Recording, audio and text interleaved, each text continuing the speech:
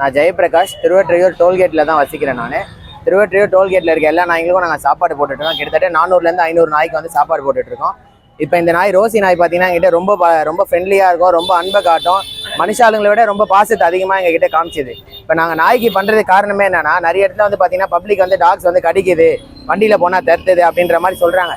அது எதனால தருத்துது எதனால கடிக்குதுன்றது யாரும் சொல்றது கிடையாது. எல்லா நாயுமே கடிக்காது, எதனா ஒரு சில நாய் தான் கடிக்குமே தவிர அதோட பின்ன இது பார்த்தீங்கன்னா நீங்கள் யாருனா கல் எடுத்து வச்சிருப்பாங்க, இல்லை வண்டியில் போகும்போது அது மேலே ஏற்றிட்டு இருப்பாங்க, இந்த மாதிரிலாம் பண்ணியிருப்பாங்க. நாங்கள் அதெல்லாம் தாண்டி டெய்லி பார்த்தீங்கன்னா ஒரு 400 நாய்க்கு நாங்கள் சாப்பாடு வைக்கிறோம் நைட்டில். அது மட்டும் இல்லாமல் அவங்க அடிப்பட்டா பார்க்கறது, அவங்களுக்கு கருத்தடை ஆப்ரேஷன் பண்ணுறது, நோய் தடுப்பூசி போடுறது, ரேபிஸ் தடுப்பூசி போடுறது, இது எல்லாமே பண்ணிட்டு இருக்கோம் நாங்கள். இது மட்டும் இல்லாமல் பார்த்தீங்கன்னா இப்போ ரோசி நாய் இறந்தோன்னே இதோட நினைவாக நம்ம வந்து எல்லாருக்கும் அன்னதானம் போடணும், மக்களுக்கும் அன்னதானம் போட்டு இதை பற்றின ஒரு உணர்ச்சி இது கொண்டு வரணும். எல்லாருக்கும் ஒரு அவேர்னஸ் தெரியணும். இது மாதிரி நாய்க்கு வந்து இதெல்லாம் பண்ணுறாங்க நல்லபடியாக. நாய்ங்க வந்து நம்மளோட பாதுகாப்பாக தான் இருக்குமே தவிர ஒரு 10-15 வருஷம் முன்னாடி பார்த்தீங்கன்னா யார் வீட்லையுமே சிசிடிவி கேமரா கிடையாது, அப்புறம் சேஃப்டி கேட் யார் வீட்லையும் கிடையாது, வாட்ச்மேன் யாரும் வச்சிருக்க மாட்டாங்க. எல்லாருமே நாய் வளர்ப்பாங்க. தெருவில் இருக்க நாய்ங்களுக்கு பிஸ்கெட் போட்டு சாப்பாடு போட்டு பார்த்துப்பாங்க, அது நம்மளை பார்த்துக்கும். யாரையுமே வெளியாளுங்க அந்த தெருவிலே விடாது, ரொம்ப பாதுகாப்பாக பார்த்துக்கும். அதெல்லாம் இப்போ எல்லாருமே அந்த சிசிடிவி கேமரா வந்தோடனே நாய்ங்களாம் நம்மளுக்கு தேவையில்லைன்ற மாதிரி பேசுகிறாங்க. ஆக்சுவலாக இந்த என்விரான்மெண்ட் வந்து எல்லாருக்குமே பொதுவானது, மனிதர்களுக்கு மட்டும் இல்லை, விலங்குகளும் கூட இது சேர்ந்து தான் நம்ம இது பண்ணணும். அதனால தான் நாங்கள் இந்த அளவுக்கு பண்ணிட்டு இருக்கோம். நாங்கள் கடந்த 15 வருஷமா அண்ணன் போட்டுட்டு இருக்காரு இந்த மாதிரி சாப்பாடு நாய்ங்களுக்கு. இப்போ இன்னைக்கு என்ன பண்ணீங்க? இன்னைக்கு ரோசியோட 16வது நாள் நினைவு நாள். அவள் இறந்து 16வது நாள் இன்னைக்கு. சரி, இன்னைக்கு மக்களுக்கு வந்து நாங்கள் வந்து அன்னதானம் போட்டு நாங்கள் வந்து நாய்களோட எவ்வளோ அன்பா இருக்கும். அதாவது ஒரு உண்மையான அன்பு கிடைக்கணும்னா நீங்கள் வந்து நான் ஜீவராசி கிட்ட பழகி பார்த்தா தான் தெரியும். உண்மையான அன்பு எங்கே இருக்குன்னு கேட்டால் ஜீவராசி கிட்ட தான் இருக்குன்னு சொல்லலாம். அதுல நாய் தான் வந்து ரொம்ப நம்பர் 1.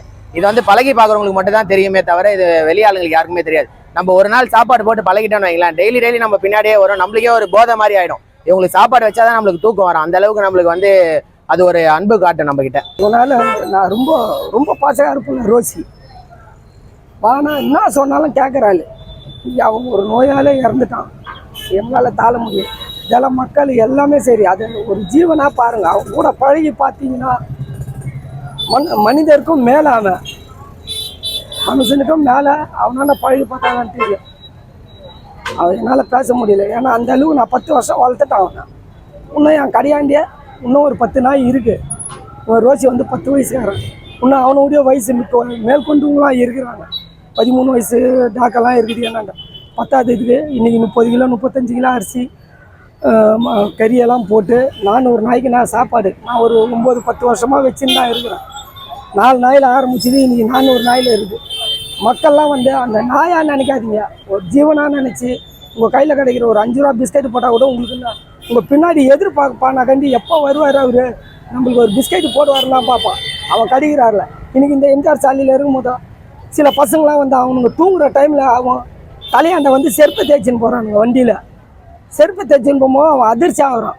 அதே தான் வந்து அவன் கோவம் என்னாவது நம்மளை யாரும் அடிக்க வராங்க அப்படின்ட்டு தான் ஓடுறான் கண்டி வண்டி பின்னாடி. இங்கே ஒரு 4-5 பசங்க இதே வேலை. அவன் குழந்தைங்க தூங்கி இருந்தால் தலை கிட்ட அப்படியே பைக்கில் செருப்பை தேய்ச்சின்னு போகுது. இது எல்லாம் நடக்குது. அந்த ஜீவனுங்களுக்கு மக்கள்லாம் சேர்ந்து வாயில்லாத ஜீவனாக பாருங்கள், அது போதும்.